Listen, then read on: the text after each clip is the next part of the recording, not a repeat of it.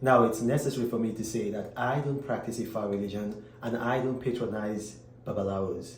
The reason why I do these things is because I want to study the history of our people anthropologically also. So that's why I travel in the Caribbean, Latin America, South America, North America, trying to find out the cultures that enslaved black people left behind and have grown into. So while I study Santeria, I study it as an anthropologist. I study it historically.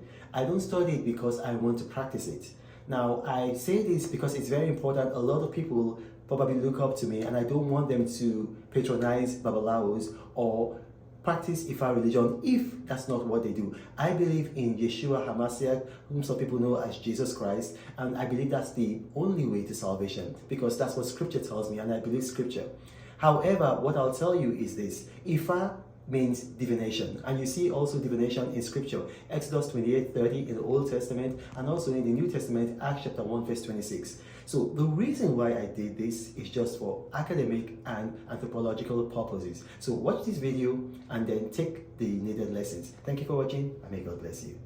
Now, if you remember, when I was in Cuba, I did a video about the strength of Yoruba culture.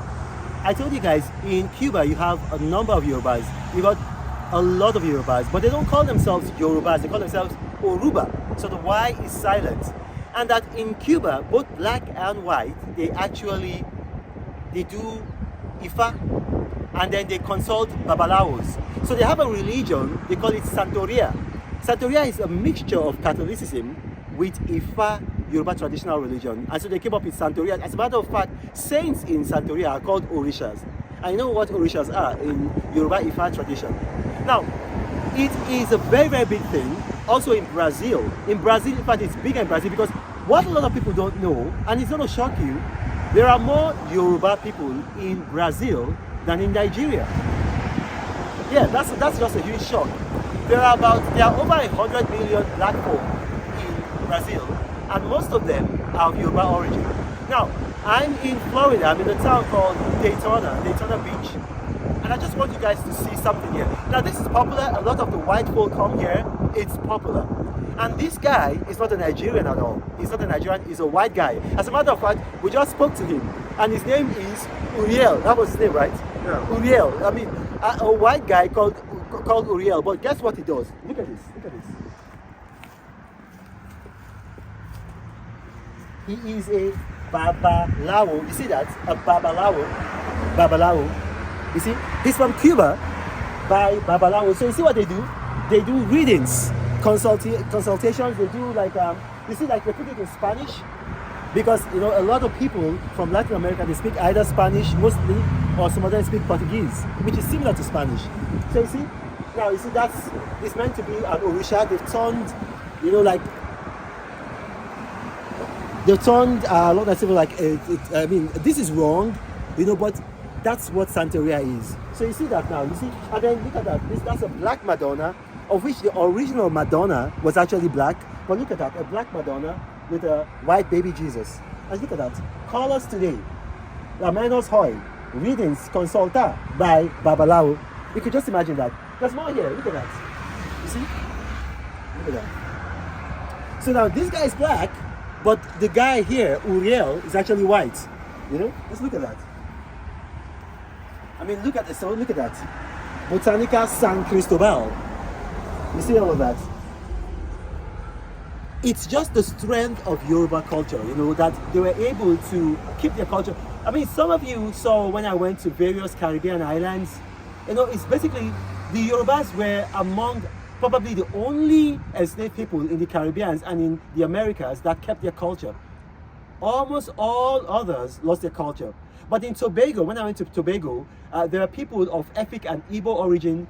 They kept some of their culture, but they didn't know where it came from. And then if you saw the documentary I did, I was able to tell them about their culture. Anyway, this is Reno Makri. Talk to you guys later. It's from somewhere and tells me that, oh, I also understand this. So you see, the word Orisha, you know, like among the Yoruba, it's like a god, you know, God, a small God. But over in their religion here in Cuba, it's like a saint. So it's like Orisa. So Eshu, what you call Eshu? Over here they call it Esu.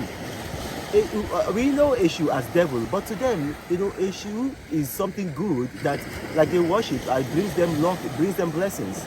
And so we need to understand, Yoruba, that culture is a very, very dynamic culture. It's a very, very powerful culture.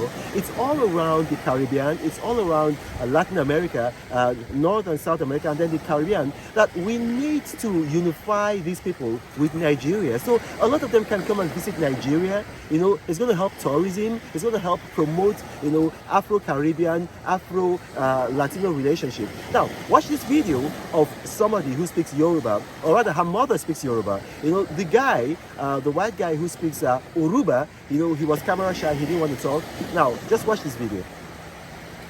Hello, Brandy, how are you doing? I'm good, and you? Okay, so what's your origin? Jamaican and half Cuban. So you're half Jamaican, you're half Cuban, right? Mm-hmm. Okay, so who's Cuban?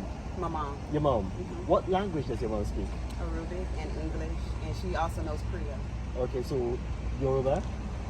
No, she never taught us, Okay. but with her mom, they speak it. Okay, so her mom, she speaks Yoruba, Mm-hmm. but she never taught you guys Yoruba? No. Okay. So in Cuba, do they speak Yoruba? Yes.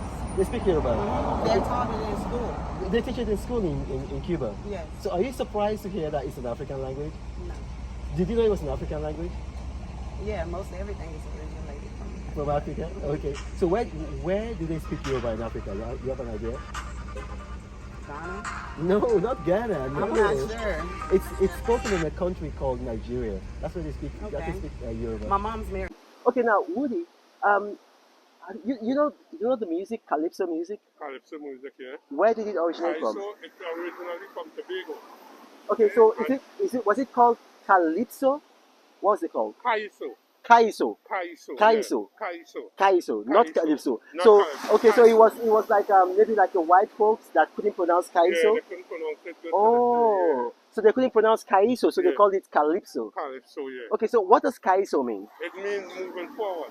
Moving forward. Moving forward. That's Kaiso the meaning. means moving forward. Yeah. Okay, now would it surprise you if I tell you that Kaiso is actually a word from a language in Nigeria? The name of that language is called Ibibio. There's a branch of Ibibio called Efik. So you got Ibibio and Efik. Now, the word Kaiso actually means go forward. All right. Exactly the same thing. So you said moving forward. Yeah. The word Kaiso actually means go forward. Go forward. All right.